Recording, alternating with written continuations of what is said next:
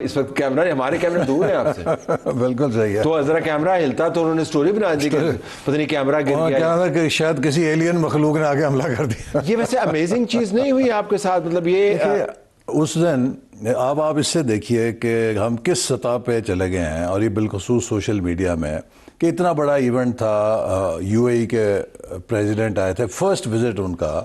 میرا خیال ہے کہ وہ ایک ایسی جسے کہہ لیجئے کہ فرضی کہانی بنا کر وہ ویڈیو کو ایسا پاکستان کا شاید سب سے نمبر ون مسئلہ بنا دیا گیا. اٹ واز ریئلی امیزنگ، کیونکہ آپ جو بات کر رہے تھے اس کے اوپر سے تو کیا خیر ہیڈ لائنز انہوں نے بنانی ہوتی ہیں، لیکن اور جو تشریحات ہوئی مجھے اس کے اوپر بڑی حیرانی ہوئی. اور فرینکلی آئی ہیو ٹو سے کہ جب وہ باتیں ہو رہی تھی تو میں نے سمجھا کہ شاید کوئی ایسا واقعہ ہو بھی سکتا ہے. یہ کس طرح ہو سکتا ہے کہ یہ باتیں نہیں دیکھیں نا، بات یہ ہے کہ میں کیا بات کر رہا تھا، میں حکومت کے موقف کی بات کر رہا تھا، میں پی ٹی آئی کے خلاف بات کر رہا تھا. تو کیا ایجنسیوں نے کیا ایجنسیاں پی ٹی آئی کے ساتھ مل گئی؟ ٹویٹ دکھائیں، وہ ایک بندہ بیچ میں کیا کہہ رہا تھا جی کہ ایجنسی کے بندے آئے، پھر انہوں نے پھر آپ کی نارمل تصویر کے اوپر گول دائرہ لگا کے اس کو فوٹو شاپ کر کے انہوں نے کہا جی کہ بڑی تشدد ہوا ان کے ساتھ. بلکہ میرے کیمرہ مین جو ہے یہ بھی کہتے ہیں احسن اقبال صاحب آ رہے ہیں تو آپ نے ان سے پوچھنا ہے کہ میں نے کہا کون سا تشدد. تو یہ جو امیجز لاسٹ کرتے ہیں طارق صاحب، یہ ایک بڑا سنجیدہ میں سمجھتا ہوں کہ پہلو ہے ہماری اس سوشل میڈیا اور طرز عمل کا.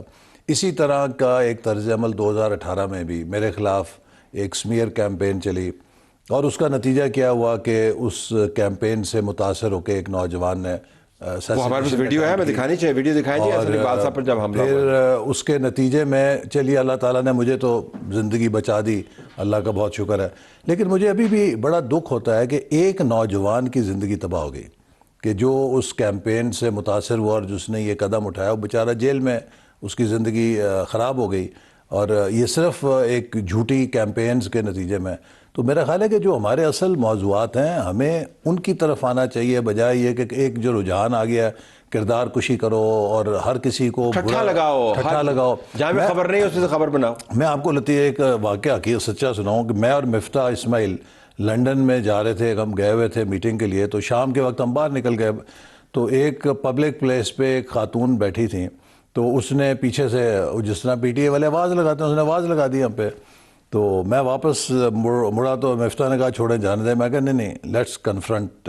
تو میں واپس آیا، میں کہا آپ پڑھی لکھی خاتون لگتی ہیں، تو آپ نے بھی ایک یہ آواز لگائی ہے، ہمیں ایک یعنی کہ القاب دیے ہیں، تو یو ٹیک رسپانسبلٹی. جی جی جی جی. تو میں نے کہا یہ ہاتھ اٹھائیں کہ اگر میں نے ملک کو لوٹا ہے اور میں چور ہوں تو اللہ کی مجھ پہ لعنت ہو، اور اگر آپ نے مجھ پہ جھوٹا الزام لگایا تو اللہ کی آپ پہ لعنت ہو، آمین بولیں. اب وہ خاموش ہو گیا. خاموش ہو گئی.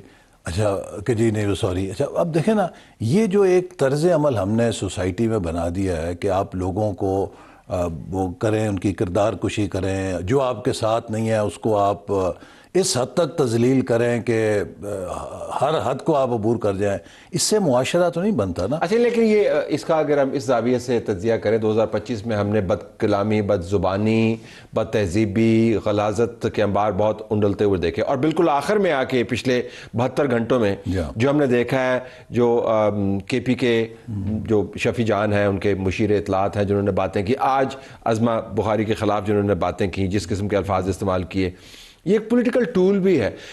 ذرا اگر آپ آنیسٹلی اس کا تجزیہ کریں، which I obviously expect you to do، اس کا اثر ہوتا ہے سیاسی طور پر؟ جو ٹارگٹ ہوتا ہے اس کے اوپر اثر ہوتا ہے اس کا؟ میں سمجھتا ہوں کہ بالکل اثر ہوتا ہے، اور وہ معصوم لوگ یعنی کہ وہ ان چیزوں سے متاثر ہو کے ان کے رویوں میں انتہا پسندی آ جاتی ہے، ان کے رویوں میں جنونیت آ جاتی ہے، اور وہ صرف جنونیت اور انتہا پسندی پھر ان کے سیاسی ڈومین میں نہیں ہوتی، ان کے اپنے جو آپس کے تعلقات ہیں، سماجی تعلقات ہیں، اس کے اندر بھی تقسیم آ جاتی ہے، انتشار آ جاتا ہے. اور ہم اس سے ملتی جلتی صورتحال سے 1990 میں گزرے ہیں، اگرچہ ہماری اس سطح کی نہیں تھی جب پیپلز پارٹی اور پی ایم ایل این کے درمیان ایک بڑی مخاصمت کا دہائی تھی پوری، لیکن میں نے کبھی یہ نہیں دیکھا تھا کہ کسی پبلک پلیس کے اوپر بے نظیر بھٹو صاحبہ کو کسی مسلم لیگ والے نے ہوٹ کیا ہو، یا کسی پبلک پلیس پہ میں نواز شریف صاحب کے ساتھ اکثر ہوتا تھا کہیں ایئرپورٹ پہ یا کسی ہوٹل میں کسی جیالے نے ان کو ہوٹ کیا ہو. دیکھیے ایک کوئی تھوڑا سا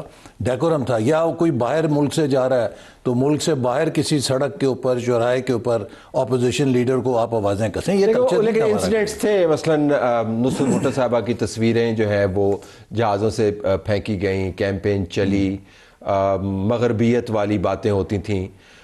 لیکن جس لیول پہ ہم اس وقت کھڑے ہیں جی وہ انہرڈ آف, انپریسیڈنٹڈ ہے. اور میرا خیال ہے کہ یہ ہمیں اس کو کریکٹ کرنے کی ضرورت ہے. چونکہ پاکستان نہیں, آج کی دنیا میں جو نئی وارفیئر ہے وہ یہی ہے کہ آپ سوسائٹیز کو انٹرنلی اتنا کیوٹک کر دیں, ان کا آپس میں ایک دوسرے سے اعتماد اداروں سے اور آپس میں اتنا کمزور کر دیں کہ کوئی بھی معاشرہ انٹرنلی امپلوڈ کر جائے.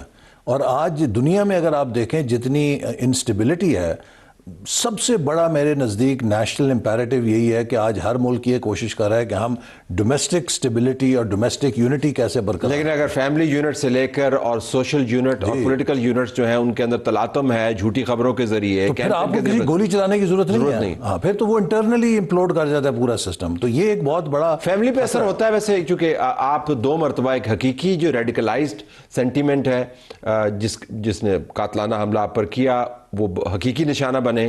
پھر اس کے بعد تواتر کے ساتھ خیر وہ جو ٹرولنگ ہوتی ہے وہ ہوتی رہتی ہے. اور یہ تو ایک بڑا کلاسک کیس تھا کہ جب کچھ بھی نہیں تھا تو پھر بھی ایک طوفان بدتمیزی. تو فیملی کے ساتھ بہت متاثر ہوتی ہے. اور میں آپ کو بتاؤں کہ جب مجھے گولی لگی, پھر اس کے بعد نیب نے جب مجھے پکڑا, تو نیب نے اس وقت صرف مجھے نہیں پکڑا بلکہ میرے بچوں کی فیملیز, ان کے ان لاز اور ان کی وائف اسپاؤزز, سب کے اکاؤنٹس اور بند اور یہ اور وہ, ایک بڑا یعنی کہ سٹگما بن جاتا ہے نا. مجھے یاد ہے کہ ہم جب وہ فارغ ہو گئے, اللہ تعالیٰ نے رہا کر دیا, کراچی میں ایک پریس کانفرنس کر رہے تھے, تو ادھر اسٹیٹ بینک کے سامنے IMF کا جب پیکیج ہوا تھا اس پہ احتجاج کر رہے تھے انہوں نے, جب اٹانومی کا اظہار کیا. تو مجھے بعد میں پیچھے جو میرے بندہ کھڑا تھا اس نے کہا کہ پیچھے سے 2 بندے گزرے, تو ان میں سے ایک بندہ آپ کی تعریف کر رہا تھا کہ جی یہ بندہ پڑھا لکھا ہے اور ایسا ہے.